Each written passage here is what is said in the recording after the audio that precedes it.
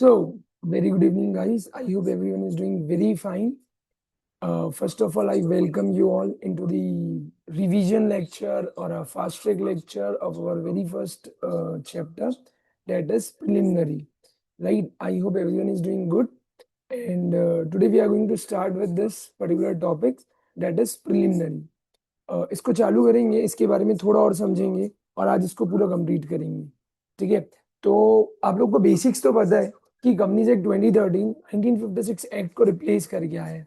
ठीक है, इसके अलावा हम लोग ये भी जानते हैं कि ओवरऑल कंपनीज एक्ट में कितने सेक्शंस हैं। We have 470 sections with 29 chapters as well as 7 schedules. तो अभी जो हमारे पास जो कंपनीज एक्ट है उसमें यही सीन है। ठीक है, ओके, तो ये इसमें है। अब जो हम लोग जो चैप्टर 1 पढ़ने वाले हैं ना, अच्छा ये जो आपको सामने स्क्रीन पे दिख रहा है, this is our bare act. जो जैसे इनकम टैक्स का होता है वैसे कंपनीज एक्ट का बेयर एक्ट है। ठीक है, तो ये एक्चुअली पार्लियामेंट के थ्रू पास हुआ और ये एक्चुअली में एक्ट है। तो what all does it contain? It contains every section. जो 470 सेक्शन हम लोग समझते हैं ना, वो सर ये सेक्शंस कैसे बटे हुए हैं, तो इनको बंचेस में बांटा गया है। कितने बंचेस में? 29 चैप्टर्स में। जैसे पहला चैप्टर क्या है? प्रिलिमिनरी। चैप्टर 2 क्या है? इनकॉर्पोरेशन। ऐसे कर करके इन्होंने चैप्टर्स 29 चैप्टर्स बांटे। हमको 10-11 चैप्टर पढ़ने हैं हमारे काम की, जो हमारे इंटर के कोर्स में सिलेबस में कवर्ड है। ठीक है, तो चलो चालू करते हैं। सबसे पहले जो चैप्टर 1 है उसके अंदर दो सेक्शन आते हैं, section 1 and section 2। Section 1 talks about short title, extent, commencement and application. बहुत बेसिक है। ठीक है, और सेक्शन 2 सबसे इंपॉर्टेंट है, जिसके ऊपर ये पूरा चैप्टर बेस्ड है।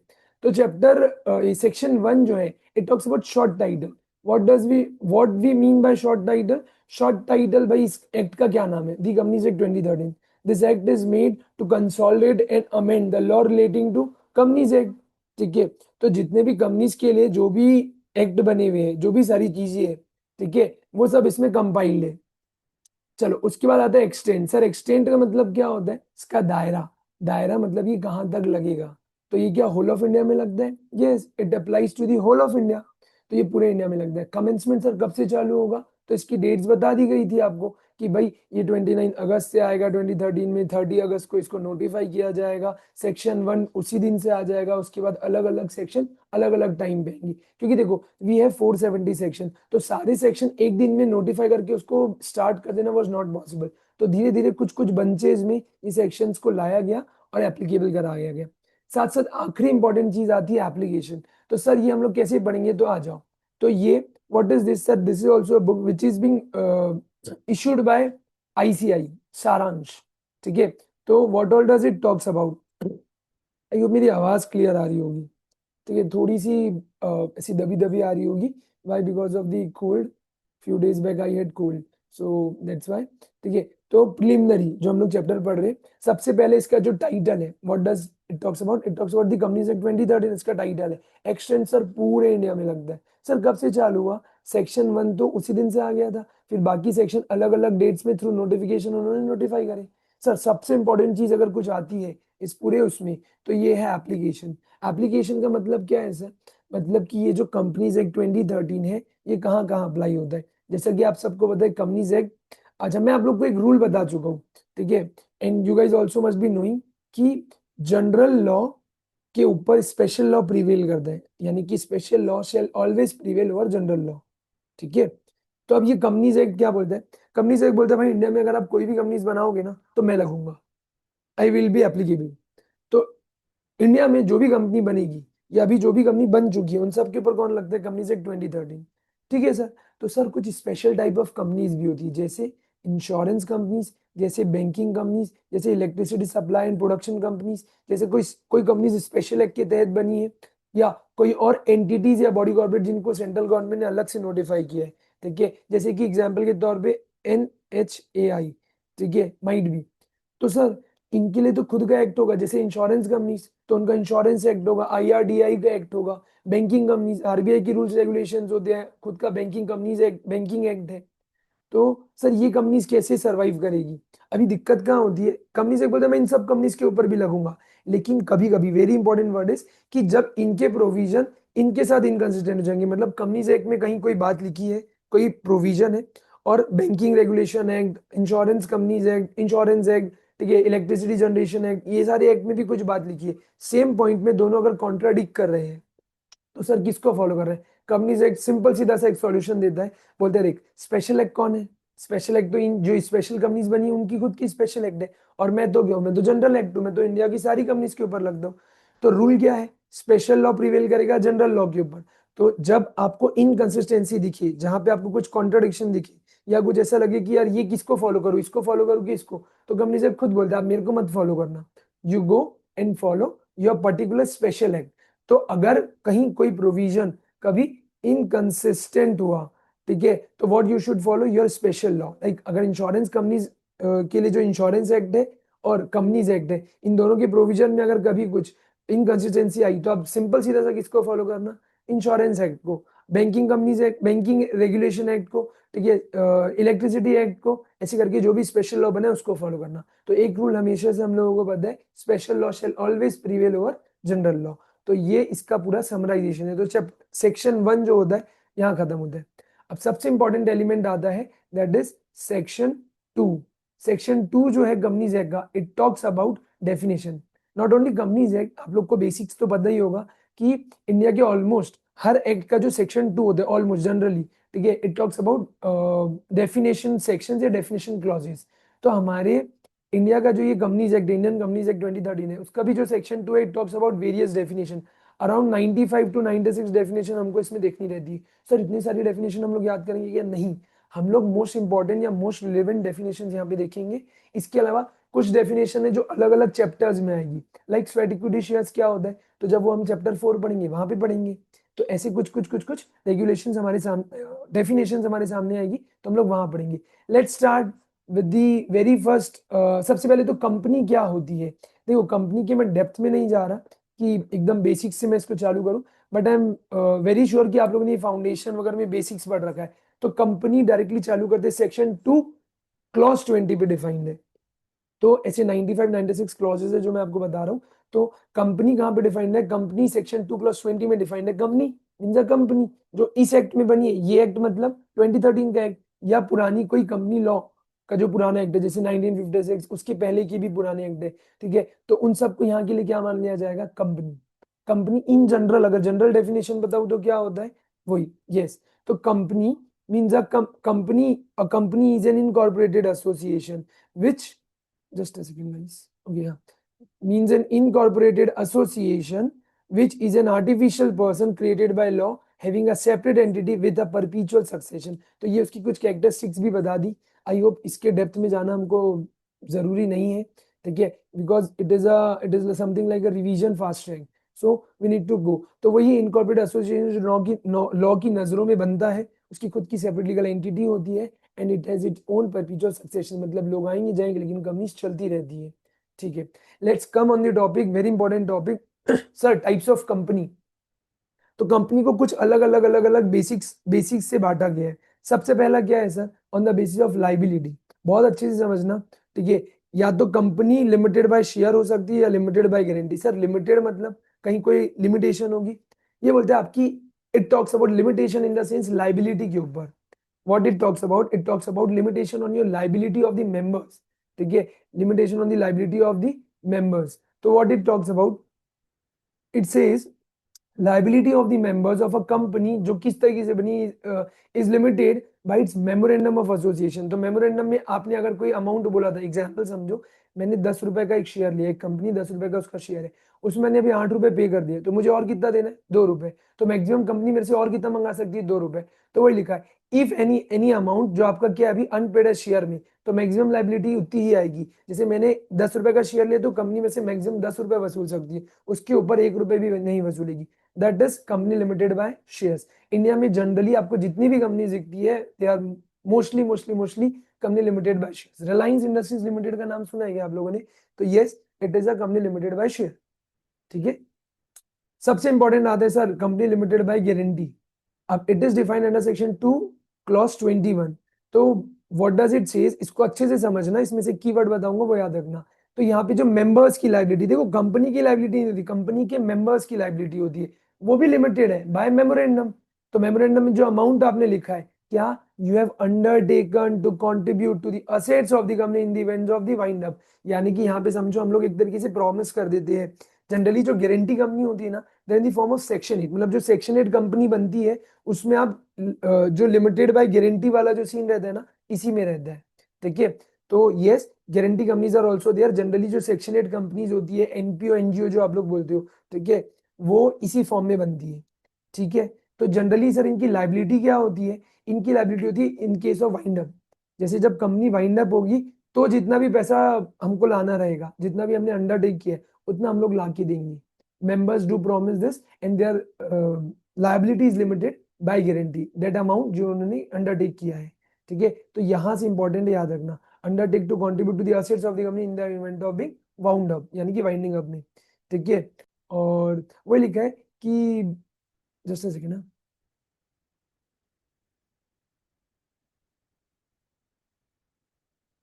ओके, हाँ, so members can not be called upon to contribute beyond that stipulated sum. Stipulated मतलब जितना आपने बताया ना उसके ऊपर आपसे नहीं मांगा जाता है। ठीक है, ओके, इसके अलावा what else we are going to do? Next very important topic is unlimited company. Sir ये क्या है? जनरली देखो हम लोग कंपनी तो इसीलिए बनाते हैं because we want limited liability, but if in case someone wants to have their unlimited liability, ठीक है, so they can have, so members अगर क्या मिलके बना रहे हैं जिनमें अपनी लाइबिलिटी की कोई लिमिट नहीं रखना चाह रहे, तो they will incorporate an unlimited company. तो it is defined under section 2 clause 92। अब जनरली इंडिया में या कहीं पे भी आपको ऐसी, इंडिया में तो एटलीस्ट ऐसी कंपनीज बहुत कम देखने को मिलेगी, अनलिमिटेड कंपनी। जैसे इसका एग्जांपल अगर मैं आपको बताऊं तो you can see this GE India private limited, I think ये आप लोगों को दिख रहा होगा। तो ये वाली जो कंपनी का है, तो it is an unlimited company, liability company. ठीक है, ये बनी थी यहाँ, इसका सिन नंबर है ये, इसके बारे में और पढ़ना है तो आप जाके यहाँ पढ़ सकते हो। इसके अलावा सर अभी आपने बताया गारंटी कंपनीज, तो उसका एक एग्जांपल दूं क्या? तो उसका एक एग्जांपल ये है। ठीक है, तो दिस इज द एग्जांपल, जैसे कि एज बेली, ठीक है, इसके अलावा आदि शंकर सद्युम संस्थान, ऐसे करके है, इनके बारे में पढ़ना है तो यहाँ से पढ़ सकते हो। ठीक है, तो यही चीज बताई गई है। Can you guys please read this? Just a second, okay, एक बार ना इतना पोर्शन रीड कर लो। I want you guys to read this, इतना रीड कर लो।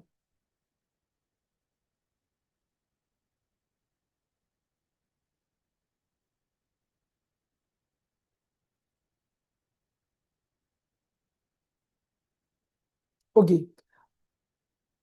पढ़ लिया क्या? आई होप सबने पढ़ लिया होगा। चलो, let's back on the topic. तो हम लोगों ने ये तीन टाइप से पढ़ा। सर ये किस टाइप से थी? ये तीन टाइप से थी on the basis of liability, या तो limited by share, limited by guarantee, या unlimited company. We have three types of company on the basis of liability. Okay, हमने कवर कर लिया। अभी मेजर चंक में आते जो काम की चीज है, on the basis of members. अगर आज की डेट में हम लोग on the basis of members देख रहे हैं, तो सर कैसे होगा? तो section 2 clause 62 defines OPC, one person company. तो ओपीसी का मतलब क्या है सर? जहाँ पे एक ही मेंबर होगा उस कंपनी में, so only it has only one person as a member. यहाँ पे मिनिमम पेड अप कैपिटल कोई लिमिट अभी प्रिस्क्राइब नहीं है, it may have a minimum paid up capital which may be prescribed, तो ऐसा नहीं है। नेक्स्ट, ये बेसिक्स के पॉइंट है, मतलब ये थोड़े से और आगे के पॉइंट है जो हम लोग वैसे तो चैप्टर 2 में पढ़ने वाले हैं। ठीक है, बट फिर भी यहाँ थोड़ा बहुत बता देता हूँ मैं कि ऑफ कोर्स मेमोरेंडम में आप किसका नाम बताते हो? किसी नॉमिनी का, जो कब आता है? जब मेंबर या सब्सक्राइबर जो होता है उसकी डेथ हो जाती है या इनकेपेसिटी टू कॉन्ट्रैक्ट हो जाता है, तो उसके बदले अब वो क्या बनता है? मेंबर्स। समझ में? मिस्टर एक्स से मिस्टर एक्स या तो पागल हो गए या मर गए, तो इनके बदले कोई आना चाहिए कंपनी चलाने के लिए, तो मिस्टर वाई आएंगे, क्योंकि यहाँ तो एक ही मेंबर था इसके बदले, तो ही इज द नॉमिनी। ठीक है, फिर लिखा member of the OPC may any time change the name. Of course आज समझो मिस्टर एक्स को लगता है कि mister Y is not capable, is not a good person, he wants mister Z, तो ही कैन हैव, उसको बस ROC को बताना रहेगा। इसके बारे में भी हम लोग आगे पढ़ेंगे। इसके अलावा no person shall be eligible to incorporate more than one OPC, ये बहुत अच्छा ही पॉइंट है। ठीक है, एक आदमी एक बार में कितनी ओपीसी बना सकता है? तो मैं एक बार में एक ओपीसी का मेंबर और एक ओपीसी का नॉमिनी बन सकता हूँ, सिंपल। तो वही चीज लिखी है। नो माइनर शेल, ये इंपॉर्टेंट पॉइंट है, प्लीज याद रखना, ओपीसी का मेंबर माइनर जनरली नहीं बनता है। इसके अलावा very important point for your MCQ point of view, और might be a case study on this particular topic, this one, कि एनबीएफसी वाली जो हरकतें है ना, जो बिजनेस है, जो धंधा है, वो कौन नहीं करेगी? ये ओपीसी। मतलब सच company can not carry out NBFC activity including investment in the securities of any body corporate. ठीक है, तो ये नहीं कर सकती। और यहाँ पे जो मेंबर होता है वही सोल मेंबर और डायरेक्टर हो सकते हैं, मैं ही मेंबर और मैं ही डायरेक्टर, मिस्टर एक्स ही मेंबर होंगे, मिस्टर एक्स ही डायरेक्टर होंगे। इसके अलावा कभी भी such company can not be incorporated और converted into a section 8 company. This is very important. So this 2 points were very important, please याद रखना. ठीक है, तो कहीं से भी आप सेक्शन 8 कंपनी लिखा ना, सच company can not be incorporated converted into a company under section 8 of the. तो जो सेक्शन 8 वाले जो धंधे होते हैं, सेक्शन 8 वाला जो काम होता है, वो ओपीसी नहीं कर सकती. हाँ, आप चाहो तो क्या कर सकते हो, अपने आप को प्राइवेट या पब्लिक में कन्वर्ट कर सकते हो कुछ कुछ केसेस में, जैसा भी अलाउड है एज पर दी रूल्स रेगुलेशन. ये कहाँ पढ़ेंगे, चैप्टर 2 में. चलो नेक्स्ट चीज है प्राइवेट कंपनी. अच्छा देखो, प्राइवेट कंपनी ना वैसे तो दो टाइप में बढ़ गई है. एक होता है ओपीसी जो अभी पढ़े, और एक होता है स्मॉल कंपनी जो आगे पढ़ेंगे 2 क्लॉज 85 में.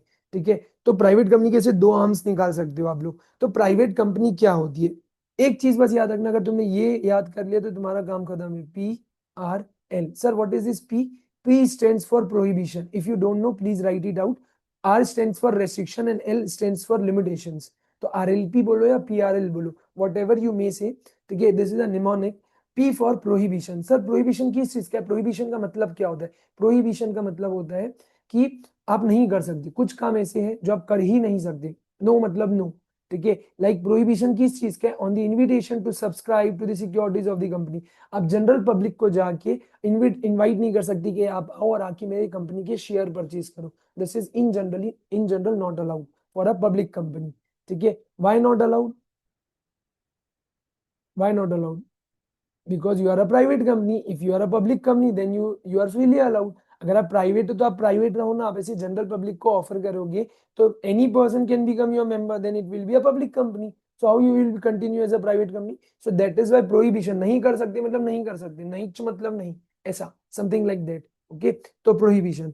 Now sir R stands for restriction. Restriction किस चीज का है? Right to transfer share. मतलब सर यहाँ पे शेयर ट्रांसफर नहीं होते क्या? नहीं, शेयर ट्रांसफर होते हैं, बट फ्रीली ट्रांसफरेबिलिटी नहीं है. There is a restricted transferability. कुछ कंडीशन इंपोज कर दी जा सकती है ना, उसके जब तक आप वो कंडीशन फुलफिल नहीं करोगे या वो रेस्ट्रिक्शन फुलफिल नहीं करोगे, तब तक आप वो शेयर्स ट्रांसफर नहीं कर सकते. ठीक है, L stand for limitation. Limitation क्या है? 200 मेंबर्स का. तो मैक्सिमम यहाँ पे कितने मेंबर्स बन सकते हैं? 200. अच्छा, वो 200 की लिमिट में कौन आता है कौन नहीं आता है? तो जो ज्वाइंट शेयर होल्डर है, समझो example mister X and mister Y मिलके एक कंपनी में शेयर ले रहे, तो कोई प्राइवेट कंपनी, उनको दोनों को दो मानोगे कि एक मानोगे? तो एक मानोगे. Joint shareholder shall be counted as a one. And जो प्रेजेंट एम्प्लॉइज या पास्ट एम्प्लॉइज है आपकी, ठीक है, तो उन लोगों को काउंट ही नहीं करोगे 200 की लिमिट में, ये याद रखना. ठीक है, अच्छा जो पास्ट एम्प्लॉई था, मतलब अभी वो मेरा मेंबर है लेकिन एम्प्लॉय नहीं है अब, लेकिन जब वो एम्प्लॉय था तब उसने वो शेयर्स लिए थे.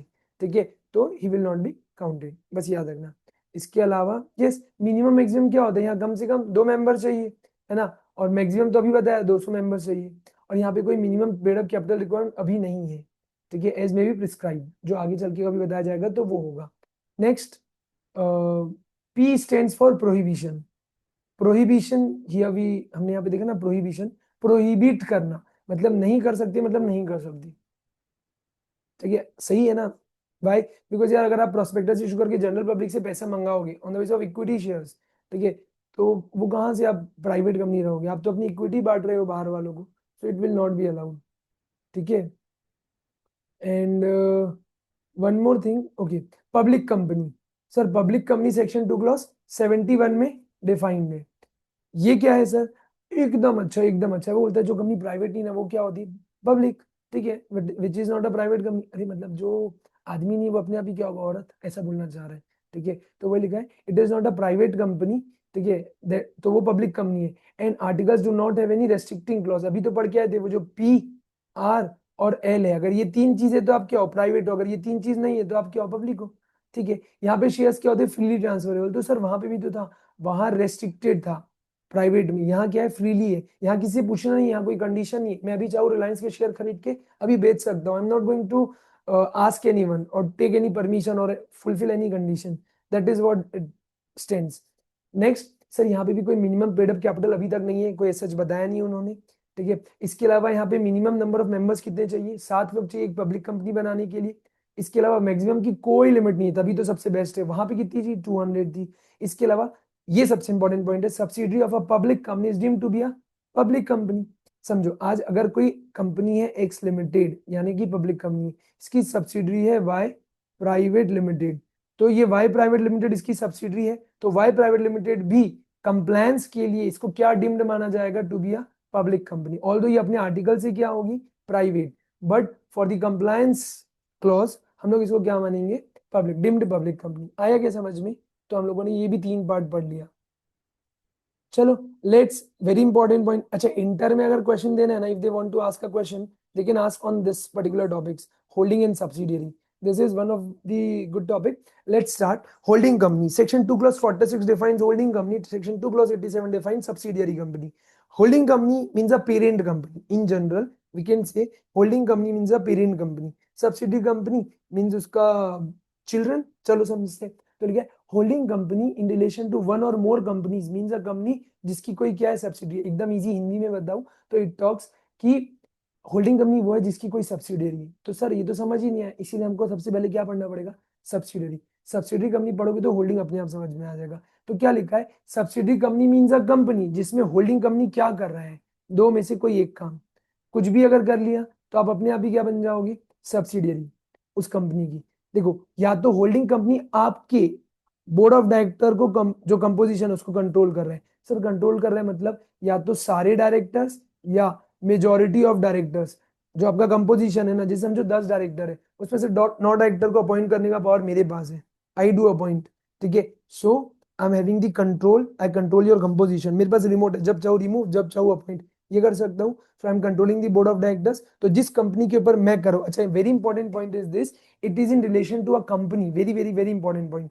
ठीक है, कि ये जैसे कि समझो एग्जांपल के तौर पे मैं, तो if in case any individual, mister x बोल रहा हूँ मैं, एक्स लिमिटेड नहीं बोल रहा हूँ, अगर वो वाई लिमिटेड की समझो 10 में से 9 डायरेक्टर को अपॉइंट करने का पावर रखते हैं, तो will mister X be a holding company? No, because mister X is an individual, he is not a company.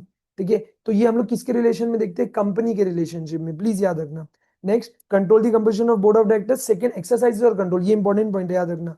Exercises यानी कि यूजेस द पावर, और control what, more than one half of total voting power, very important. TVP याद रखना, TVP total voting power. तो total voting power का 50%, मतलब कि अगर मैं बोलूं तो 50% से ज्यादा अगर मैं होल्ड कर रहा हूँ, कंट्रोल कर रहा हूँ, ठीक है, वोटिंग पावर के ऊपर में किसी कंपनी का, एज अ कंपनी, ठीक है, तो वो कंपनी मेरे लिए सब्सिडी, और मैं उसका क्या हो गया, होल्डिंग। होल्डिंग मतलब कि मैं कंट्रोल रखता हूँ, वो मेरे अकॉर्डिंग काम करती है। समझ में आया? अच्छा, एक और चीज देखना, यहाँ पे कितने लेयर अलाउ किया हमारे इंडिया में, हमारे इंडिया में अभी as of now 2 layer allowed किए हैं। बाकी वो होली ओन सब्सिडी और वो वाली सब बातें बाद में आती है। बस देखना यहाँ पे कितने लेयर जनरली अलाउड है, 2 लेयर ऑफ सब्सिडी अलाउड है। समझ में आते हैं? अच्छा, ये क्या बोल रहा है, ये जो पावर है आपके पास ना, ये कंट्रोल करने की, तो या तो आप अपने खुद से अकेले, मैं अकेला 50% ज्यादा रखता हूँ, या मेरी एक या एक से ज्यादा सब्सिडी जो है ना उनके थ्रू मैं रखता हूँ, तो भी इसके अंदर प्रॉपरली वो कवर्ड होता है। आया क्या समझ में? बढ़ो आगे। चलो, आई होप ये आ गया होगा। Section 2 clause 46 and section 2 clause 87, this two sections are very important, मतलब 80 46 तो नहीं, बट 87 इज वेरी इंपॉर्टेंट, याद रखना। ठीक है, okay, let's begin. Associate company, associate company एक नंबर है, section 2 clause 6 defines associate company. Associate company means a company in relation to any other company. तो कंपनी के रिलेशन में ही देखते हैं ना हम लोग एसोसिएट कंपनी, तो जिसमें एक कंपनी दूसरे कंपनी में क्या रखती है, very important word, significant influence. Sir significant influence मतलब ये बोलना चाह रहा है दो चीज, या तो मैं उसके टोटल वोटिंग पावर में कम से कम 20%, मिनिमम ऑफ मिनिमम 20% का टोटल वोटिंग पावर रखता हूँ, या उसके जो बिजनेस डिसीजन है ना उसमें मैं पार्टिसिपेट या कंट्रोल करता हूँ। ठीक है, मतलब मेरी चलती है। एग्जाम्पल के तौर पे can be take mister Ratan Tata, although he is no more with us, but अगर वो 30% रखते हैं तो वो वहां से आ गए, मतलब नॉट ओनली, मतलब नॉट रतन टाटा, कोई कंपनी का समझो, कंपनी के रिलेशनशिप में समझो, या आप कोई कंपनी जो दूसरे कंपनी के मेजर बिजनेस डिसीजन में क्या करती है, पार्टिसिपेट करती है, कोई राइट रखती है, तो वो भी सिग्निफिकेंट इन्फ्लुएंस में कहलाएगा। साथ साथ उन्होंने किसको इंक्लूड नहीं किया, सब्सिडरी को। क्यों सर सब्सिडी नहीं? अरे भाई, अगर आप सब्सिडी हो तो आप सब्सिडी कंपनी हो ना, आप एसोसिएट कंपनी नहीं हो। तो याद रखना, आप 20% या उससे ज्यादा रख सकते हो, लेकिन 50% से ज्यादा नहीं रख सकते, क्योंकि जहां 50% के ऊपर गए वहां अपने आप ही आप क्या बन जाते हो, सब्सिडरी। सो एसोसिएट आप कब तक हो, जब तक आप 50 की लाइन को में हो, 50 के 1 रुपए भी ऊपर गए तो आप बाहर हो जाते हो। ठीक है, इसके अलावा इन्होंने स्पेसिफिकली इसको इंक्लूड किया जॉइंट वेंचर को। जॉइंट वेंचर क्या होता है, एक जॉइंट अग्रीमेंट होता है, ठीक है, जहाँ पे जो पार्टीज होती है जॉइंट कंट्रोल के अंदर जो भी कंपनी बनती है उसको कंट्रोल करती है। ठीक है, नेक्स्ट, टोटल वोटिंग पावर। अब ये टोटल वोटिंग पावर बेसिकली अगर आपको समझना है तो आपको चैप्टर 7 पढ़ना पड़ेगा मेरे साथ। तो हम लोग जब चैप्टर 7 मैनेजमेंट एंड वो वाला एडमिनिस्ट्रेशन वाला चैप्टर पढ़ेंगे तो अपने आप समझ में आ जाएगा। तो इतना समझ में आ गया 20% सिग्निफिकेंट इन्फ्लुएंस, ये दो चीज याद रखना। ठीक है, ये हो गया। अच्छा, अगर कभी क्वेश्चन आया ना तो इसमें कंफ्यूज मत होना, मेरे को लगता है कि बच्चे इसमें सबसे ज्यादा कंफ्यूज होंगे। Most participation in business decisions, इससे भी क्या हो सकते हो आप, सिग्निफिकेंट इन्फ्लुएंस रख रहे हो। और अगर आप सिग्निफिकेंट इन्फ्लुएंस रख रहे हो तो यू आर वो जो कंपनी वो आपकी एसोसिएट कंपनी है। होप सो ये क्लियर हुआ होगा, क्योंकि देखो 20% हर कोई उसको याद कर लेता है, रेक्टिफिकेशन एट टॉप 20%, बट इसको कोई भी ध्यान नहीं देता है, सो प्लीज इसके ऊपर याद रखना।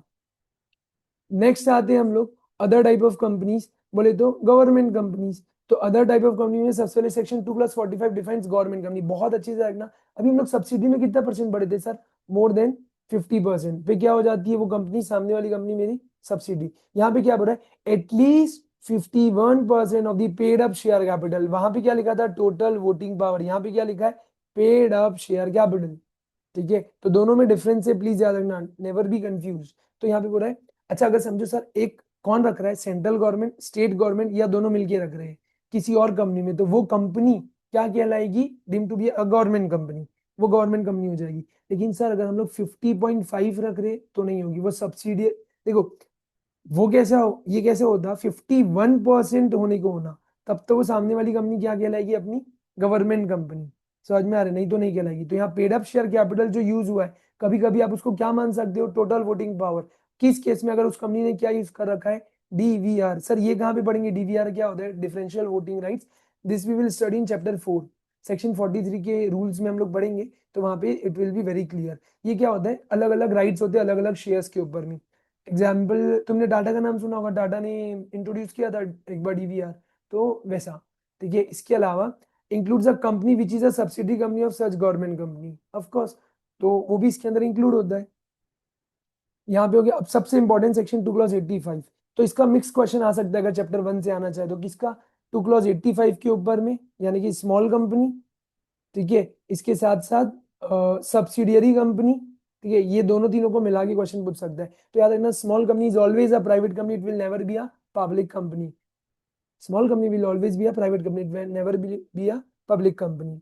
ठीक है, small company will always be a private company, it will never be a public company. याद रखना, प्राइवेट कंपनी के दो ऐसे आर्म्स गए थे, एक था ओपीसी, एक था स्मॉल कंपनी। तो अभी हम लोग पढ़ रहे हैं स्मॉल कंपनी। ठीक है, तो स्मॉल कंपनी एक प्राइवेट कंपनी होती है जिसमें very important term is paid up capital, जो किसके ऊपर नहीं जाता है, 4 करोड़, या सच हायर अमाउंट जो बताया जाएगा।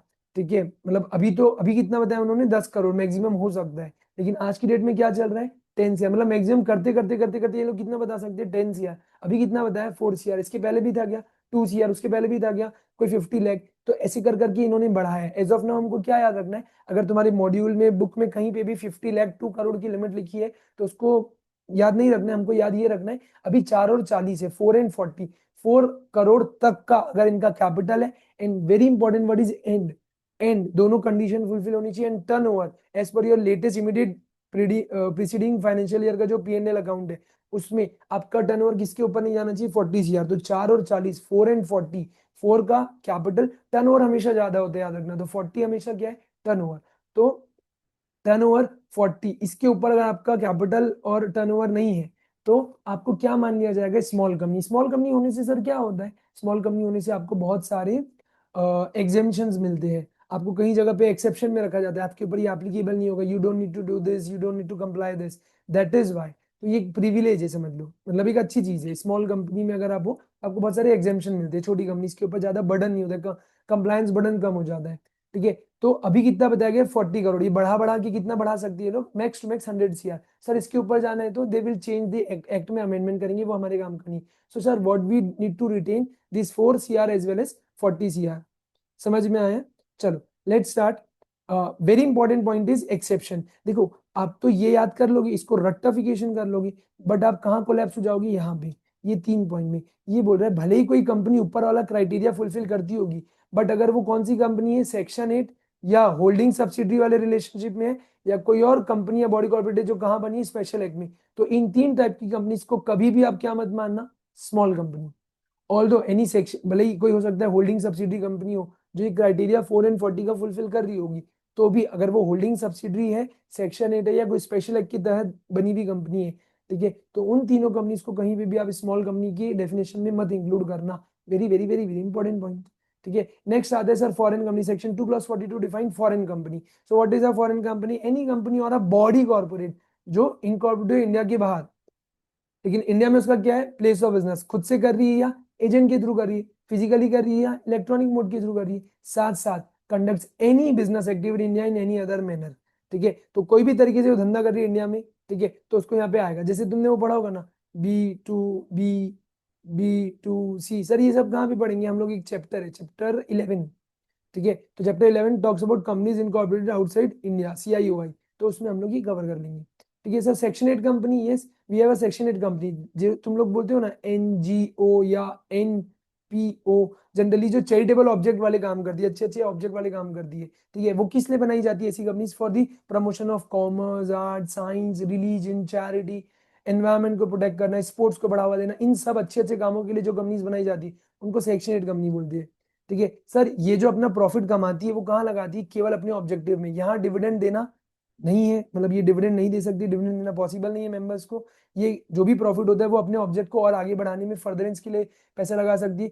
इनको स्पेशली लाइसेंस लेना पड़ता है सेंट्रल गवर्नमेंट से, मतलब कि सेंट्रल गवर्नमेंट इनको अप्रूव करती है you can operate as an section 8 company, तो लाइसेंस छीन भी सकती है। इनको अपने नाम के पीछे लिमिटेड या प्राइवेट लिमिटेड लगाने की जरूरत नहीं है। जनरली ये क्या लगाते हैं? Club, chamber of commerce, foundation, तुमने सुना होगा, तुमने उसका नाम सुना है क्या? Reliance foundation, Tata trust, something like this. तो ऐसे वर्ड्स का दे यूज, वर्ड ये यूज करते हैं वर्ड्स को।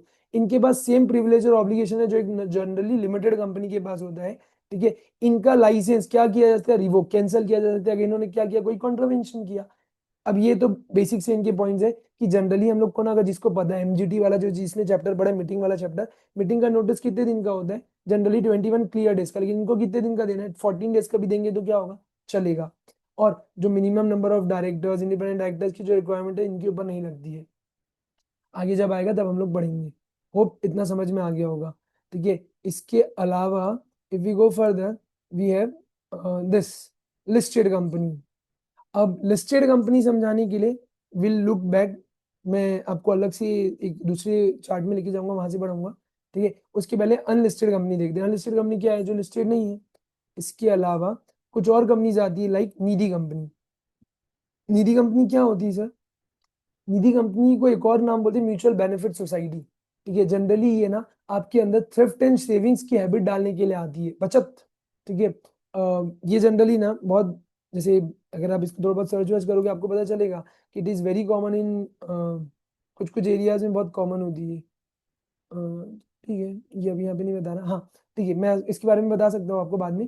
ठीक है, निधि कंपनीज जो बनाई जाती है ये भी प्रॉपरली, इसके लिए बहुत सारे सेक्शन है। बेसिकली तुम लोग ये कहाँ पे पढ़ने वाले हो? CA फाइनल में इसके बारे में थोड़ा बहुत अच्छे से पढ़ोगे। बट यहाँ पे जहाँ जहाँ एग्जेम्पन आते हैं, निधि कंपनी को बहुत सारे एग्जेम्पन मिलते हैं। एक म्यूचुअल बेनिफिट सोसाइटी, ये मेंबर से पैसा लेती है और मेंबर्स को ही लोन देती है, उनके सुख दुख में काम आती है। इंपॉर्टेंट इस, मतलब important in the sense, dormant company जो सेक्शन 455 में डिफाइंड है। Sir what is this company? This dormant company मतलब कि इनएक्टिव, सुस्त कंपनी। ठीक है, which do not have any what we see, any project और एनी, अभी प्रेजेंट में कोई काम नहीं कर रही है। Where a company is formed and registered under this act for a future project or to hold an asset or intellectual property and has no significant accounting transaction. This word is very important. Significant accounting transaction. ये याद रखना please, significant accounting transaction नहीं है। ये generally asset या intellectual property hold करने के लिए बनाई जाती है, जो कि और for a future project. Example के तौर पे समझो, आज आज हम लोग 8-10 लोगों ने मिलकर एक कंपनी बनाई, we have a plan, we have a startup idea, but what is there ना, that just a second, okay, हाँ। तो एक चीज याद रखना प्लीज सब लोग कि ये एक बार मैं बता रहा हूँ, और भी कोई डाउट होगा तो मैं क्लियर कर दूंगा, just focus here as of now.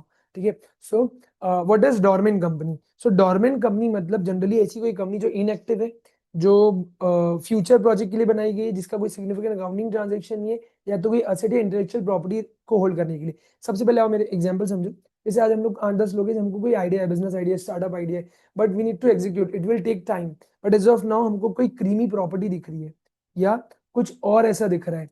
Example के तौर पे जैसे कि समझो मेरे को एक जगह दिख रही है कि ये प्रॉपर्टी बहुत अच्छी है, ठीक है, ये मेरी रजिस्टर ऑफिस के लिए काम आ सकती है, या मेरे को अभी सस्ते में कुछ और चीज मिल रहा है, तो वो मेरे को टाइम लगेगा चालू करने में, बट अभी मेरे को कंपनी के नाम से इसको होल्ड करना है। तो what I do, I incorporate a dormant company, जो इनएक्टिव कंपनी, अभी कोई active business participation, active business नहीं कर रही है।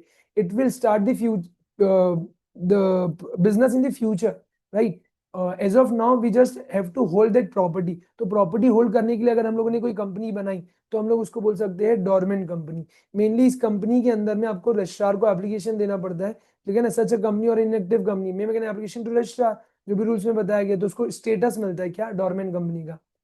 फिर जो भी आपको सर्टिफिकेट वगैरह देगा, इंपॉर्टेंट चीज क्या, इनएक्टिव कंपनी में आओ, ठीक है। In case a company which has not filed financial statement annual return for 2 years consecutively, the registrar shall issue a notice to that company and enter the name of such company in the register of dormant company। कुछ नहीं, कोई अगर ऐसी company जिसने annual return under section 92 नहीं दिया है और फाइनेंशियल स्टेटमेंट अंडर सेक्शन 137 नहीं दिया, कितने साल का, 2 साल का, तो रजिस्ट्रार के पास पावर है कि वो तुम्हारा नाम किधर डाल देगा, तुमको एक्टिव कंपनी से उठा के डोरमेंट कंपनी का स्टेटस डाल देगा।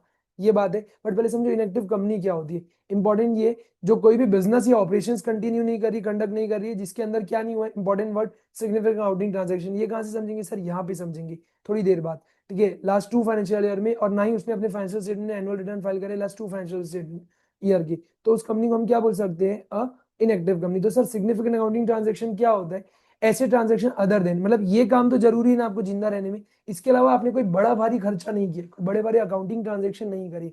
जैसा आप लोगों ने देखो, अब यार रजिस्ट्रार के पास जिंदा रहने के लिए हर साल कोई ना कोई फीस देनी पड़ती होगी, जैसे कोई फॉर्म फाइलिंग करे, कुछ करे, तो बेसिक फीस हमने जो रजिस्ट्रार को फाइल करी है वो चलता है, वो किया है ना, तो उसको क्या नहीं मानेंगे, बड़ा भारी अकाउंटिंग ट्रांजेक्शन, ठीक है। हम लोगों ने ये एक्ट की कोई रिक्वायरमेंट थी, अदर लॉ की रिक्वायरमेंट फुलफिल करने के लिए कोई पेमेंट किया है। एग्जाम्पल समझो, मैं जीएसटी के रिटर्न्स फाइल करता हूँ, ठीक है, तो रिटर्न फाइल करने का पैसा लगता है, या कोई और थोड़ा मोड़ा छोटा मोटा क्रेडिट वेडिट मिलता है, उसको खत्म करने के लिए करो, या ऐसे कुछ करो, वो छोटा मोटा पेमेंट अलाउड है। अलॉटमेंट ऑफ शेयर, भाई जरूरी है ना, एक्ट की रिक्वायरमेंट है ना, समझो जैसे 7 लोग चाहिए, ठीक है, 7 लोग अगर मिलकर मैंने कोई कंपनी बनाई है, या कोई 2 लोग चाहिए, अब उनको मैंने शेयर अलॉट करे, तो उसके लिए जो खर्चा हुआ, एडमिनिस्ट्रेटिव खर्चा हुआ, मेंटेनेंस का खर्चा, तो ये सब अगर मैं कर रहा हूँ, तो this will not be counted as significant accounting transaction. समझो मैंने कोई बड़ा भारी कैपिटल एसेट ले लिया, इफ इन केस, या मैं कंटिन्यूअसली खर्चे करते जा रहा हूँ, कोई बड़े बड़े खर्चे, तो फिर वो किस में कवर्ड होगा, सिग्निफिकेंट अकाउंटिंग ट्रांजेक्शन। और अगर आप सिग्निफिकेंट अकाउंटिंग ट्रांजेक्शन कर रहे हो, ठीक है, तो फिर आप इनएक्टिव कंपनी नहीं हो। समझ में आया, आई होप यहाँ तक के आगे होगा। तो इंस्टीट्यूट ने यहीं तक के बताया है, इसके बाद भी कुछ चीजें हैं जो मैं बताऊंगा, ठीक है। तो आई होप यहाँ तक आ गई, यहाँ तक आया तो प्लीज मुझे बताओ, then we will continue.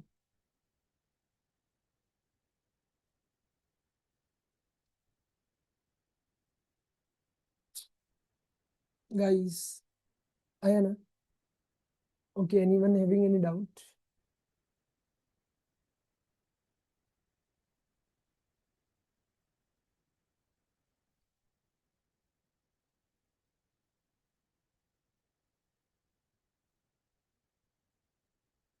Okay, चलो, तो आ जाओ डायरेक्टली। ये चार्ट आई होप तुम लोगों के पास, चार्ट बोल रहा हूँ सॉरी, ये लिमिट का जो पीडीएफ है ये आपके पास होगा, ठीक है। Hope everyone is having this, and if किसी के पास नहीं है तो they can, what they can do, they can WhatsApp me on this number, ठीक है, and I will send you this, ठीक है। You can WhatsApp me on this number and I will send you this. Okay, let's start the very first. यहाँ से हम लोग देखते हैं, हम लोगों ने कुछ चीजें कवर कर ली, वो चीज को हम लोग को नहीं करना है, हमको आगे बढ़ना है। क्या हमने अभी सेक्शन 2 क्लास 85 में देखा, ये इससे फास्ट रिविजन हो जाएगा। Believe me, it is the one of the best PDF. मैंने 7-8 पेज में इसको कंपाइल करने की कोशिश की है, ऑलमोस्ट एवरीथिंग है इसमें, ठीक है। तो लेट्स ट्राई। तो स्मॉल कंपनी अभी हम बढ़ गया, कितना लिमिट पड़े, 4 और 40, ठीक है, लेकिन इसमें 3 चीज ऐड करना, क्या, होल्डिंग सब्सिडी वाला पॉइंट उनको नहीं कहलाएगा। इसके अलावा हमने क्या बताया, सेक्शन 8 कंपनी वाला, वो भी नहीं कहलाएंगे। इसके अलावा कोई स्पेशल एक्ट में कंपनी बनी, वो तीनों कंपनीज भी क्या नहीं कहलाएगी, स्मॉल कंपनी। एसोसिएट कंपनी 20% बढ़ गए थे, ठीक है, सिग्निफिकेंट इन्फ्लुएंस ये हम लोग निपटा चुके। गवर्नमेंट कंपनी हम लोग पढ़ चुके। बॉडी कॉर्पोरेट या कॉर्पोरेशन क्या होता है, body corporate includes a company जो कि इनकॉर्पोरेट आउटसाइड इंडिया, लेकिन क्या इंक्लूड नहीं करती, कोई कोऑपरेटिव सोसाइटी जो कोऑपरेटिव सोसाइटीज एक्ट के अंदर बनी है, या कोई और बॉडी कॉर्पोरेट जिसको सेंट्रल गवर्नमेंट ने प्रिस्क्राइब किया है, तो वो भी इसके अंदर नहीं आएगी। बेसिक्स, बुक्स ऑफ अकाउंट्स पढ़ते सेक्शन 2 क्लास 13 में। ओके, तो section 2 class 13 talks about books of accounts. Sir ये क्या होता है, तो देखो बुक्स ऑफ अकाउंट्स जो है यहाँ पे डिफाइंड है, इसके अंदर क्या लिखा है, सारा पैसा आया, सारा पैसा गया, उसका जो रिकॉर्ड मेंटेन कर रहे हो, सारा रिसीट, सारा एक्सपेंडिचर, सारे सेल्स, सारे परचेजेस, सारे असेट, सारे लाइबिलिटी। इसके अलावा जो सेक्शन 148 में कौन आता है, कॉस्ट ऑडिटर, तो कॉस्ट ऑडिटर किस चीज को देखता है, आइटम ऑफ कॉस्ट, जो कॉस्ट रिकॉर्ड्स होते हैं। तो जिन कंपनीज को ये मैंडेटरी है, हर कंपनी को मैंडेटरी नहीं होता, इसके लिए कुछ क्राइटेरिया, कुछ थ्रेशोल्ड्स बताए हैं, तो उन कंपनीज को कॉस्ट रिकॉर्ड्स और आइटम ऑफ कॉस्ट को मेंटेन करना है, तो उन कंपनीज के ऊपर ये लगता है। तो उन कंपनीज का ये जो रिकॉर्ड होगा उसको भी किसमें इंक्लूड करेंगे, बुक्स ऑफ अकाउंट्स में। सर सेक्शन 2+20 में कंपनी पढ़ रखी है हम लोग, 21 में हमने गारंटी कंपनी पढ़ी, 22 में लिमिटेड बाय शेयर पढ़ा, ठीक है। एक्सपर्ट, चलो इसके ऊपर ना कई सारे लोग, मतलब many of the peoples don't, मतलब इसको देख के ही नहीं जाते। इंस्टीट्यूट कभी कभी इसके ऊपर क्वेश्चन कर सकते हैं, सर ये वर्ड कहीं पढ़े है क्या, ये तुम आओगे ना अभी तो चैप्टर 3 प्रोस्पेक्टस में ये वर्ड पढ़ोगे, एक्सपर्ट, बार बार। तो एक्सपर्ट कोई भी हो सकता है, तो एक्सपर्ट कौन हो सकते हैं सर, एक्सपर्ट में वेरी इंपॉर्टेंट वर्ड मैं बताऊंगा।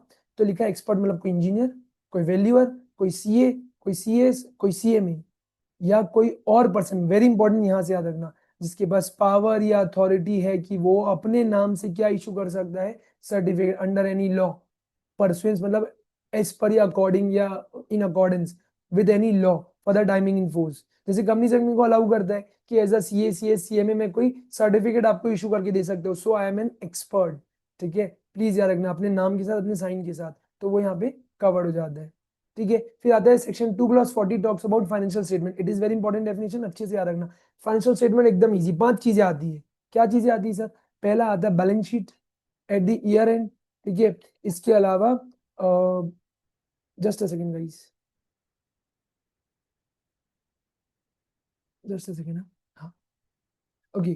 तो बैलेंस शीट, सेकंड आता है पीएनएल, अच्छा अगर आप सेक्शन 8 या वैसे टाइप की कंपनी हो तो इनकम एंड एक्सपेंडिचर, इसके अलावा कैश फ्लो आता है, चेंजेस इन इक्विटी आता है, या एक्सप्लेनेटरी नोट आता है। अच्छा ये सब आते हैं। अब इसमें वेरी इंपॉर्टेंट एलिमेंट क्या है sir, cash flow statement, CFS, cash flow statement अभी यहाँ पे बोलो, ऐसे तो कंसोलिडेटेड फाइनेंशियल स्टेटमेंट भी बोलते हैं इसको, बट कैश फ्लो स्टेटमेंट यहाँ पे समझो। तो कैश फ्लो स्टेटमेंट क्या है, तो कैश फ्लो स्टेटमेंट ना सारी कंपनीज को बनाना मैंडेटरी नहीं है, मेजर जो क्वेश्चन आता है केस लॉ का वो इसी के ऊपर आएगा, तुमसे ये 5 पॉइंट पूछेगा, 5 नंबर का क्वेश्चन आएगा, तुम 2 मिस्टेक करोगे, एक तो केवल बैलेंस शीट लिख के आओगे, नहीं भाई पूरा लिख के आना है, balance sheet at the year and for the financial year, statement of P&L, income expenditure account, cash flow statement पूरा।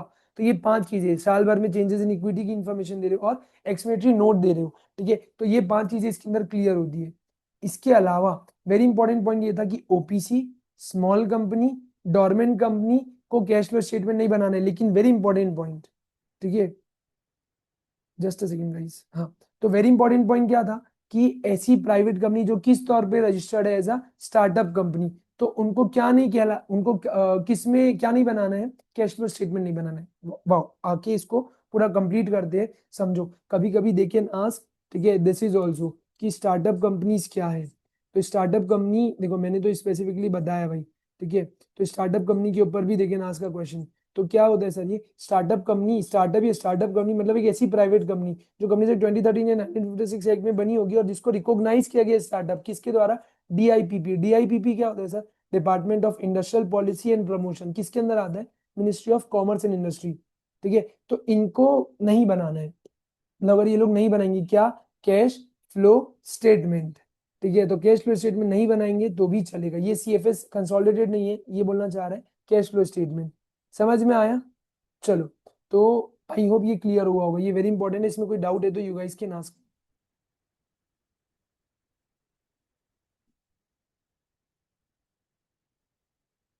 Okay, for small company few peoples were asking कि सर जो स्मॉल कंपनी की डेफिनेशन होती है उसमें ये pointers लिखे रहते हैं, व्हाट डज इट मीन, 4 और 40 के साथ ये 10 करोड़ और 100 करोड़, ये क्या है समझो। जैसे 4 CR अभी की लिमिट है कि इसके ऊपर नहीं जाना चाहिए, अभी क्या लिमिट है 4 CR, लेकिन ये बढ़ा बढ़ा के क्या कभी 6 CR कर सकती है गवर्नमेंट, हाँ कर सकती है, नोटिफिकेशन निकाल के 8 CR कर सकती है, हाँ कर सकती है, 10 CR कर सकती है, हाँ। क्यों, क्योंकि मैक्सिमम कितना बताया गया करने के लिए, 10 CR। सर क्या 12 CR कर सकती है, नहीं, वाई, बिकॉज मैक्सिमम कितना बताया 10 CR, आप उसके ऊपर नहीं जा सकते, ठीक है।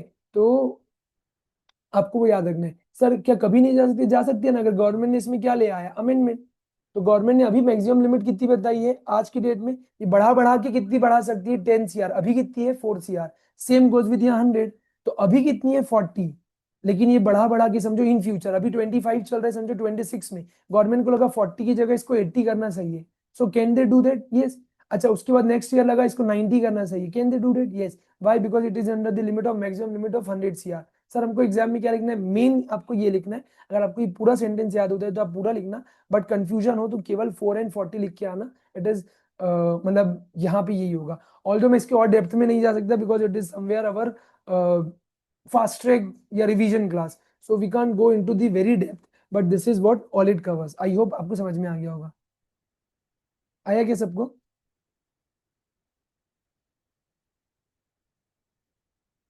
आया?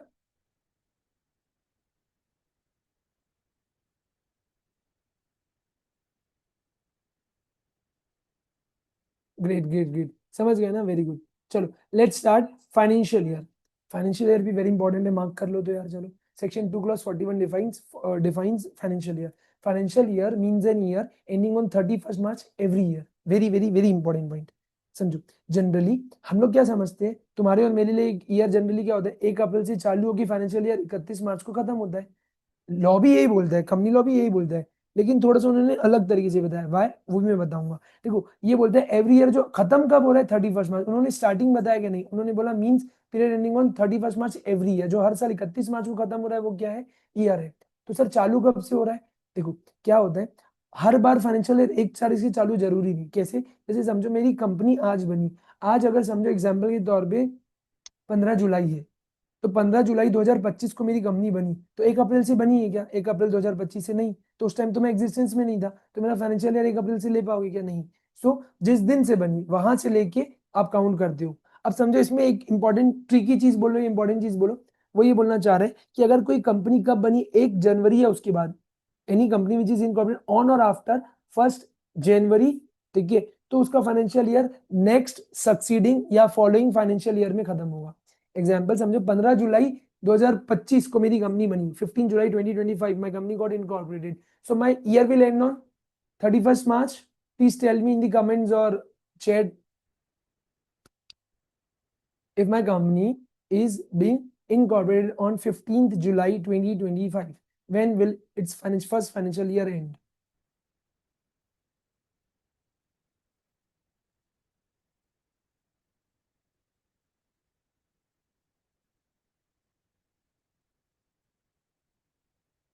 यस, 31 मार्च 2026।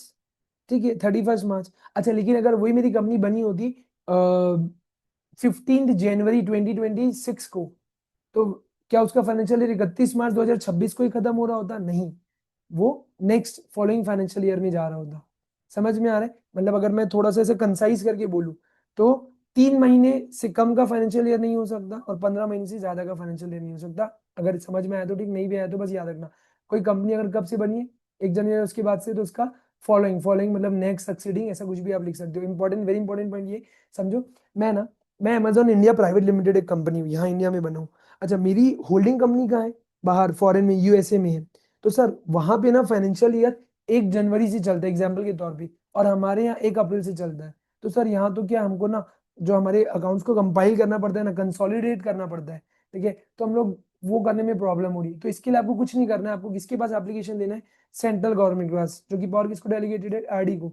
तो वो खुद से फिर आपको अलाउ कर देंगे। आपने उनको एप्लीकेशन दिया कि सर मालिक, वी डोंट हैव, मतलब हम लोग को कंपाइल करने में प्रॉब्लम हो रही है, कंसोलिडेट करने में प्रॉब्लम हो रही है, can you please allow us? तो if in case you are an holding subsidiary or associate of any company incorporated outside India, then they can allow. ठीक है। और section 2 clause 42 defines foreign company, ये हम लोग पढ़ के आ चुके हैं, इतना मैंने बताया ही था। और एक्स्ट्रा ये वाला पॉइंट है, B2B, B2C, telemarketing, telecommunication, telemedicine, education, data interchange companies, ये सब भी रहता है इसमें। नेक्स्ट है सर फ्री रिजर्व, इसको अच्छे से पढ़ना। ये कहाँ आएगा सर? ये भी आगे वाले चैप्टर्स में आएगा। कई कई बार हम लोग क्या यूज करेंगे? Free reserve word. तो फ्री रिजर्व का मतलब क्या होता है, अच्छे से समझना। फ्री रिजर्व मतलब ऐसा कोई भी रिजर्व, उसको इंक्लूड कर लेना जो किसके लिए अवेलेबल है, for available as distribution for dividend. Dividend distribution के लिए जो अवेलेबल रिजर्व है, उस रिजर्व को हम लोग क्या मानेंगे? Free reserve. ठीक है, वो हो गया। लेकिन रिवैल्यूएशन रिजर्व किसका पार्ट नहीं होता है? Free reserve. इंपॉर्टेंट। साथ साथ तीन चीजों को आपको ध्यान में रखना है, अनरियलाइज गेन्स, नोशनल गेन्स, और रिवैल्यूएशन ऑफ असेट्स। ठीक है, तो उनको भी यहाँ पे काउंट मत करना। ठीक है, मतलब ये कहीं से भी अनरियलाइज गेन्स के आपके हाथ में नहीं है, नोशनल गेन्स ये सब आपके हाथ में नहीं आती। सो रिवैल्यूएशन ऑफ असेट्स, तो ये सब चीजों को आप यहाँ पे फ्री रिजर्व का पार्ट नहीं मानोगे। इसके अलावा वही आप जब असेट लाइबिलिटी की कैरिंग वैल्यू को चेंजेस करते हो ना, तो उससे भी जो प्लस माइनस होता है, सरप्लस अगर बचता है, उसको भी यहाँ पे इंक्लूड मत करना। ठीक है, होल्डिंग सब्सिडी अभी हम लोग पढ़ के आए। ठीक है, हमारे इंडिया में मैक्सिमम कितने लेयर ऑफ सब्सिडी अलाउड है? 2 लेयर्स। ठीक है, अच्छा ये थोड़ा सा डेप्थ बट फिर भी बताया था। हाउएवर अगर 1 लेयर क्या WS, तो वो लेयर काउंट नहीं होगा। WS का मतलब क्या होता है सर? Holi own subsidy. इसका मतलब क्या है समझो, आज ए लिमिटेड एग्जाम्पल, उसकी सब्सिडी है बी लिमिटेड, उसकी सब्सिडी है सी लिमिटेड।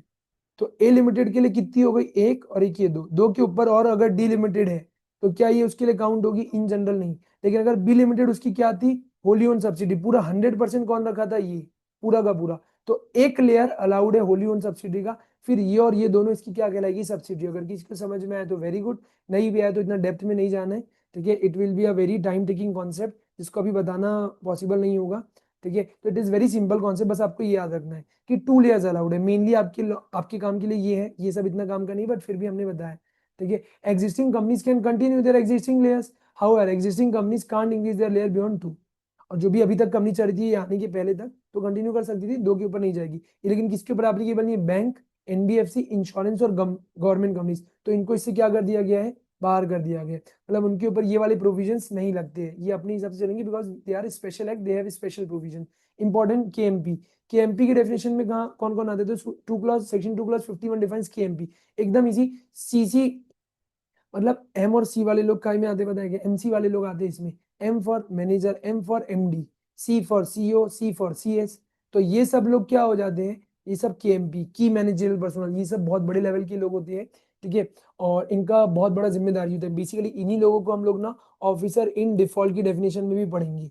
ठीक है, तो लिखा है CEO, MD, manager, CS, WTD, या कोई और ऑफिसर जो 1 लेवल बिलो नहीं होना चाहिए डायरेक्टर से, और जो खुद क्या है होल टाइम एम्प्लॉयमेंट में, उसको भी हम लोग क्या मानेंगे? KMP की डेफिनेशन में कवर करेंगे। इन सब के अलावा अगर किसी और को भी बताया जाएगा तो वो, लेकिन अभी और किसी को नहीं बताया गया, तो इन्हीं लोग को क्या माना गया है? दे आर दी KMP, की मैनेजेरियल पर्सोनल्स। ठीक है, ये सब क्यों इंपॉर्टेंट हो जाता है? बिकॉज हम लोग लॉ में बहुत सारी जगह ये वर्ड यूज करते हैं KMP, तो बार बार डिफाइन नहीं किया जाएगा। They are just described once and they are told us कि ये लोग क्या है? KMP है। कहीं पे भी KMP लिखा रहेगा तो दे विल बी लायबल।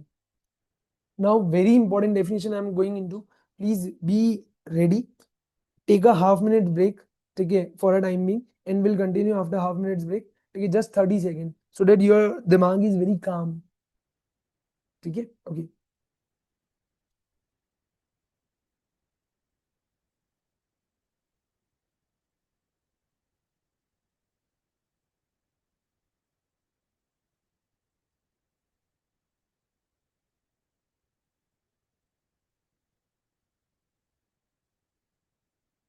चलो, तो आई होप हो गया होगा।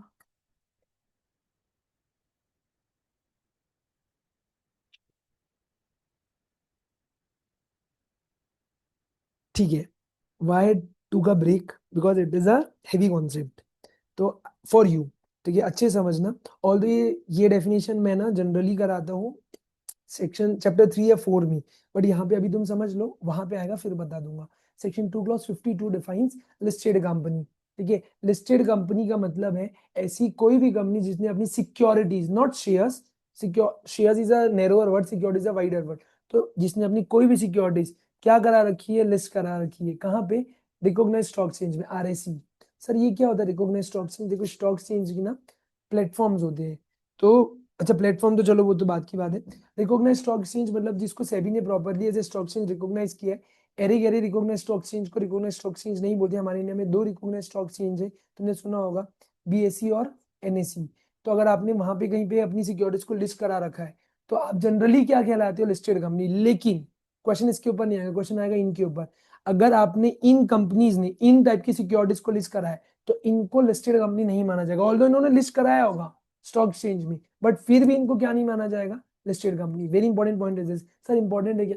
देखो सच बताओ क्या, ये नवंबर 22 का अगर तुम एक पेपर उठा के देखोगे, जितना मेरा याददाश्त है, ठीक है, तो नवंबर 22 के पेपर में दे रहा 5 to 6 marks question on this, कि लिस्टेड कंपनी वगैरह के बारे में पूछ लिया था उन्होंने। तो देखिए ना, आस्क, बहुत टाइम हो गया अभी तक पूछा नहीं है, तो नेक्स्ट अटेम्प्ट में पूछ सकते हैं। सो प्लीज बी इन्फॉर्म और उसको ध्यान देना। चलो, तो लिखा एनी कंपनी जिसने अपनी कोई सिक्योरिटी लिस्ट कराई है, वो तो है ही लिस्टेड कंपनी। लेकिन इन कंपनीज बोले तो पब्लिक कंपनी, जिसने अपने क्या नहीं लिस्ट कराए? Equity shares. लेकिन क्या लिस्ट कराए है?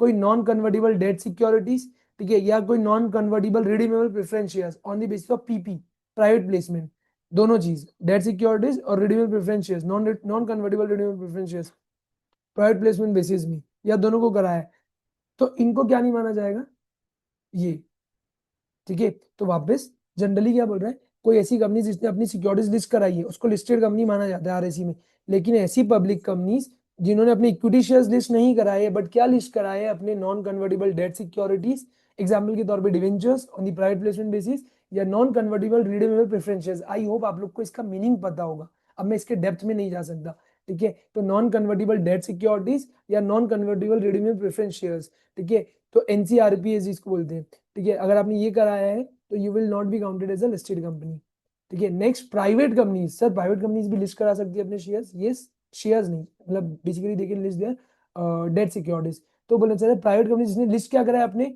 नॉन कन्वर्टेबल डेट सिक्योरिटीज, जो किस में इशू होता है, प्राइवेट प्लेसमेंट के बेसिस में। प्राइवेट प्लेसमेंट कहाँ था sir, section 42 of the companies act, ये कहाँ पढ़ेंगे सर, चैप्टर 3 में जब आएगा तब पढ़ेंगे, और ना रिकॉग्नाइज्ड स्टॉक एक्सचेंज, तो उनको भी यहाँ काउंट नहीं करेंगे।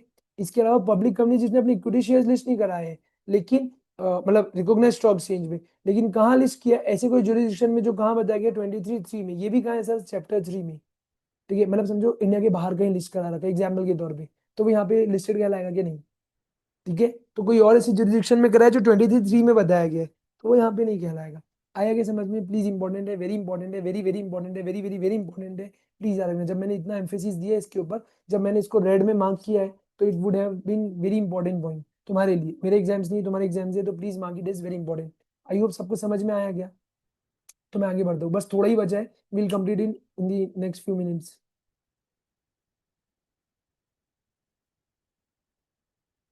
आया,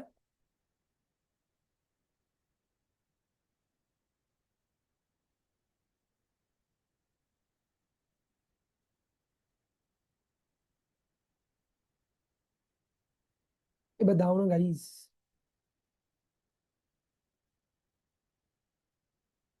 ग्रेट ग्रेट ग्रेट, बढ़िया, ओके।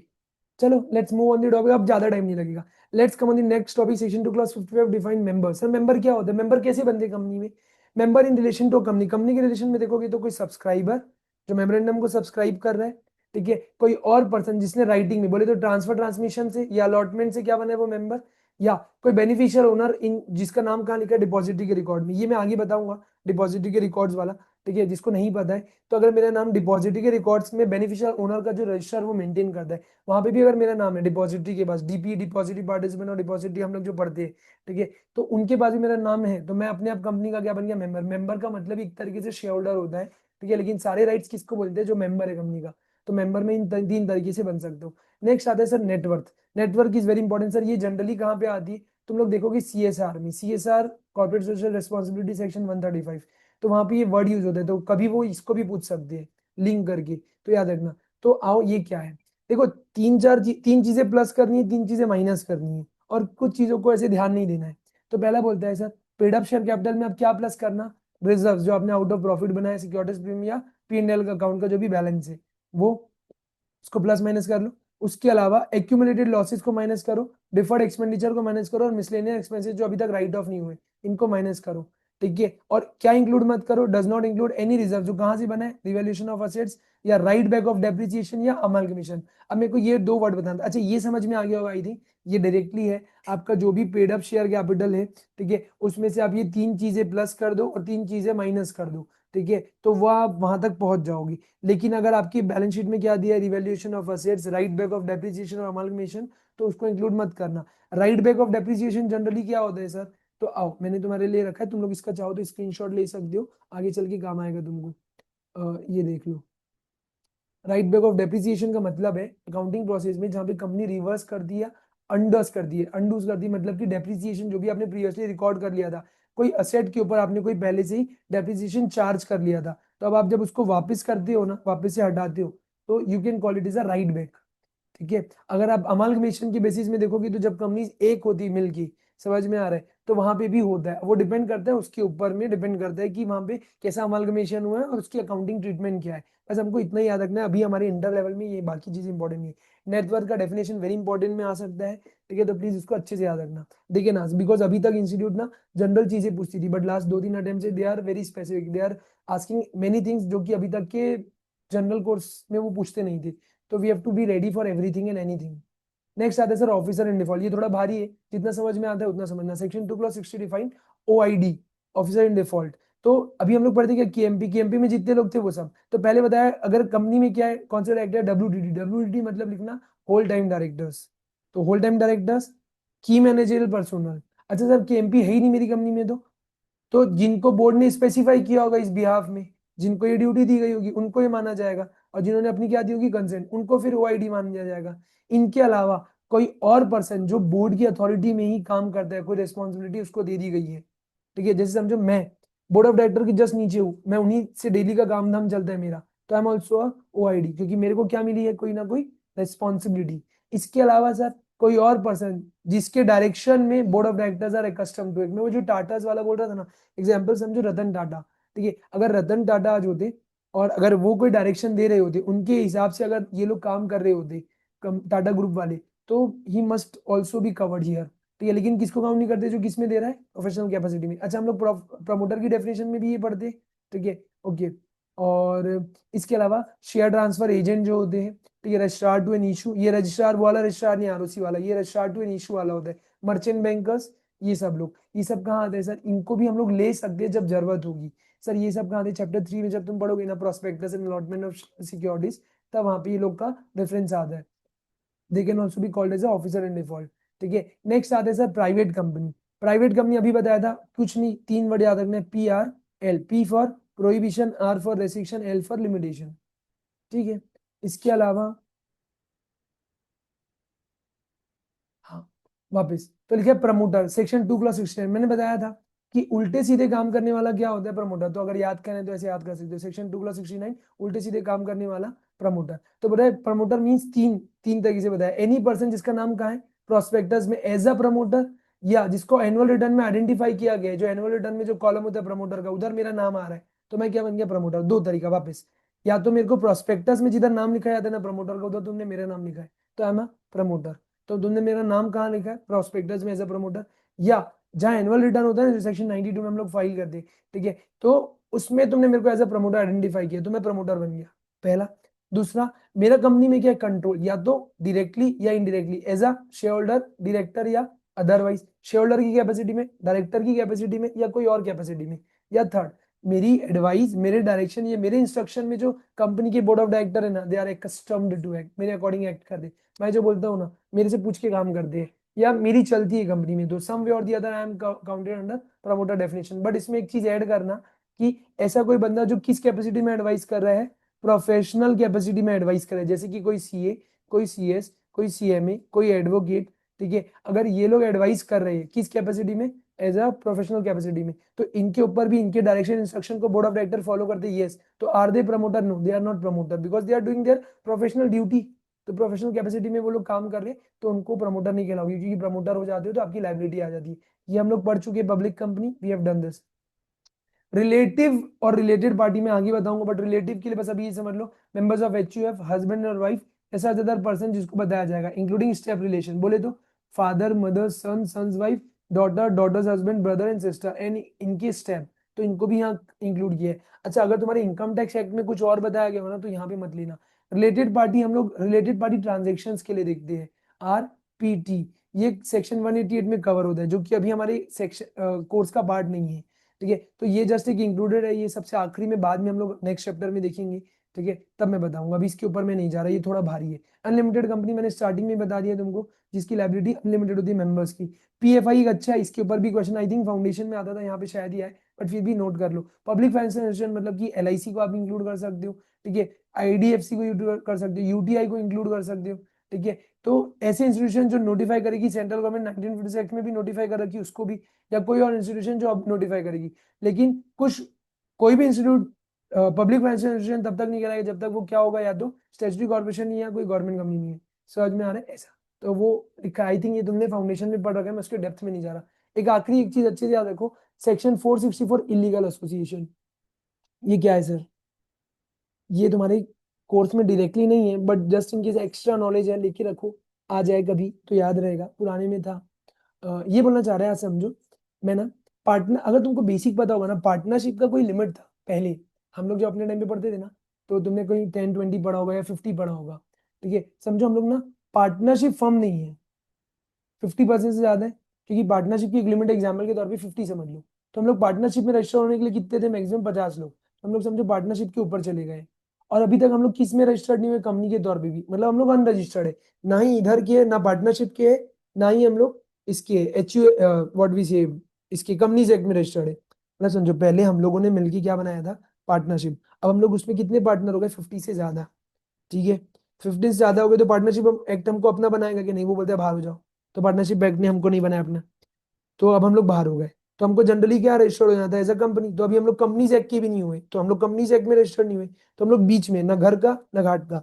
तो अगर आप बीच में हो, तो आपको ऐसे लोगों को क्या बोला जाता है? Illegal association. एसोसिएशन क्या होता है सर? ग्रुप ऑफ पीपल्स, ठीक है? तो हम लोग ये क्या, 50 से ज्यादा लोग अगर बने हुए, ना ही अभी वो पार्टनरशिप में रजिस्टर्ड है, ना ही कंपनी के तौर पर रजिस्टर्ड, और वो लोग क्या कर रहे हैं? कोई धंधा, धंधा किसके लिए कर रहे हैं? कोई प्रॉफिट कमाने के लिए, ठीक है? तो वो यहाँ पे नहीं आएगा, मतलब वही बोलना चाह रहे हैं, unless it registered as a company under this act, तो उनको हम लोग क्या मानेंगे? Illegal association. और आप फिर भी बने हुए हो, तो एवरी मेंबर पर्सनली लायबल होगा, fine up to 1 lakh rupees. लेकिन किन दो लोगों को काउंट नहीं करते? एच और ऐसी एसोसिएशन जो किन लोगों ने मिलकर बनाई है? प्रोफेशनल्स ने, ठीक है? बस इतना याद रखो। इसके अलावा ये अच्छा पॉइंट है, कभी कभी पूछ सकता है ये, कि कैपेसिटी टू बिकम मेंबर, क्या इन लोग, क्या किसी और कंपनी मेंबर बन सकती है? किसके सेंस में देख रहे हैं हम लोग? एक कंपनी के सेंस में देख रहे हैं। एक कंपनी में कौन कौन मेंबर बन सकता है? क्या एक कंपनी दूसरी कंपनी की मेंबर बन सकती है? यस, तभी तो होल्डिंग सब्सिडरी होता है, ठीक है? बट हमको सेक्शन 19 याद रखना है, अब सेक्शन 19 जब आएगा तब पढ़ेंगे। LLP, yes it can also become, because उसका खुद का नाम अतः पता होता है, तो अपने नाम से खुद बन सकती है। इसके अलावा फर्म, पार्टनरशिप हम very important, generally legal person नहीं है, उसका खुद का नाम अतः पता नहीं है, ठीक है? तो वो मेंबर तो नहीं बन सकती, लेकिन उसके बिहाफ में उसके पार्टनर्स बन सकते हैं member. And very important exception is section 8 company. लेकिन सेक्शन 8 कंपनी की मेंबर कौन बन सकती है? Partnership firm. अगर आज हम लोग एक सेक्शन 8 कंपनी बना रहे हैं, एक फाउंडेशन, एक ट्रस्ट बना रहे हैं, उसमें section 8 company can become legally become a member. वो लिखा है। इसके शेयर्स कौन रख सकते हैं? पार्टनर्स रखेंगे, अगर जनरल सेंस में, ठीक है? इसके अलावा माइनर, माइनर बन सकता है, लेकिन उसके साथ क्या होना चाहिए? गार्जियन, ठीक है? कंपनी कैन डिनाई, डिनाई करना मतलब मना करना, उसकी मेंबरशिप अगर शेयर्स क्या है? पार्टली पेड अप है। पार्टली पेड अप होने से सर क्या होता है? जैसे समझो 10 रुपए का शेयर है, उसमें 2 ही रुपए पेड है, तो 8 रुपए की लाइबिलिटी अभी भी जिंदा है, तो 8 रुपए की लाइबिलिटी फिर माइनर दे पाएगा कि नहीं? तो इस केस में माइट भी दिक्कत हो सकती है। नेक्स्ट होता है इंसॉल्वेंट। समझो सर कोई कंगाल आदमी, कोई दिवालिया आदमी, इंसॉल्वेंट आदमी ले सकता है कि इंसॉल्वेंट में become member of a company as long as, जब तक उसका नाम कहाँ है? रजिस्टर ऑफ मेंबर्स में। लेकिन is entitled to vote, however he loses all the beneficial interest, जो कंपनी में उसके नाम पे था, बेनिफिशियल इंटरेस्ट, सारा बेनिफिट उसका हो जाएगा। पाउनर पाउनी तुमने पढ़ा होगा फाउंडेशन में, ठीक है? पाउनर पाउनी क्या होता है?